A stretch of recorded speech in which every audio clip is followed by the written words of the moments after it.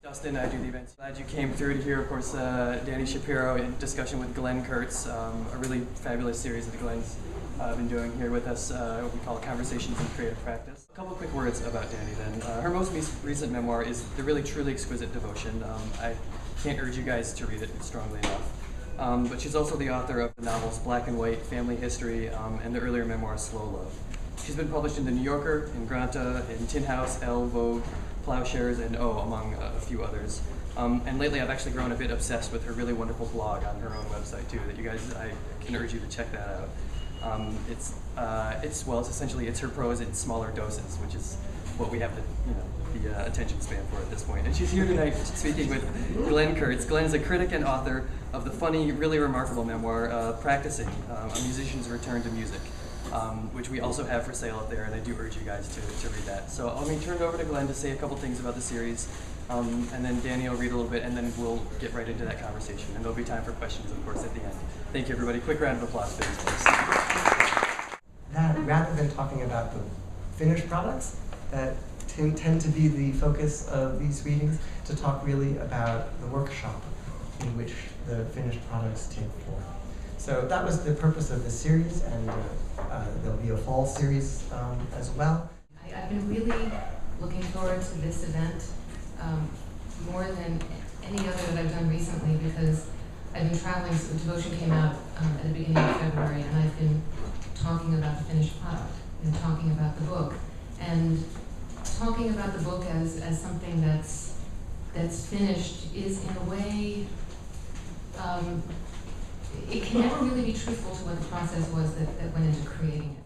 And I spent part of today reading Glenn's really beautiful book, Practicing, and there's so much in there about the distance, sort of the gap, the impossible gap between what we set out to do and what we can possibly achieve. And increasingly, I think as any artist goes on and on, the awareness of the fact that there is that gap, and maybe the gap may in fact narrow. It feels like it widens.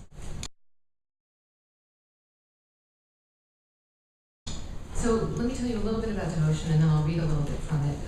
Devotion was a huge surprise to me when I realized what I was going to try to do.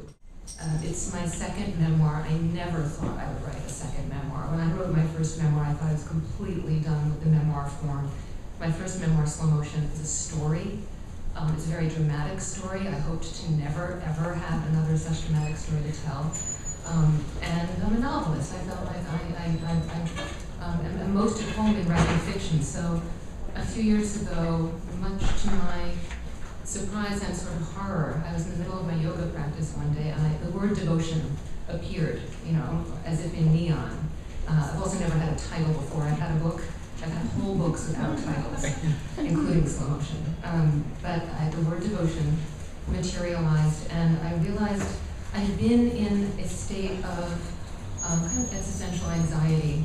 I was waking up at 3 o'clock almost every morning, in sort of wanting to grasp onto something and not knowing what it was that I even wanted to grasp onto, but with the recognition that it was some kind of crisis that was spiritual in nature.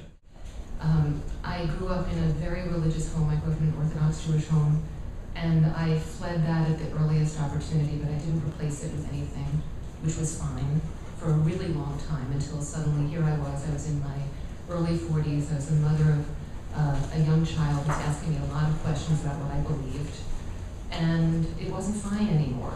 But I also didn't know what that meant, or what to do about it, or where to go, or I had a lot of complex feelings about where I came from. Didn't want to necessarily go back there, but didn't feel like I was that I could adopt anything new.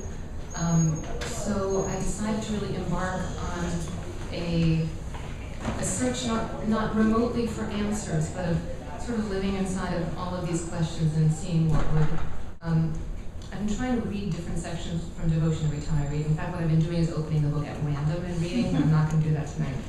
The book is structured, and I imagine we'll probably talk about this a little bit. It's structured in 102 small pieces, which was also horrifying to me when I realized that was going to be the structure of this book. I'm a novelist. I like to begin. I hate to begin. I mean, I find it incredibly unbearably difficult to begin, but once I've begun, that feeling that the book is waiting for me in the morning is very appealing. I don't like beginning. And I found myself creating the structure in which I would begin again and again and again for as many times as it took to create this work. I didn't understand why I had chosen that as a form. I understand that better now, but we can talk about it during our talk. Today I'm going to read a few sections that I haven't read before that begin with number 24. There are 102 pieces.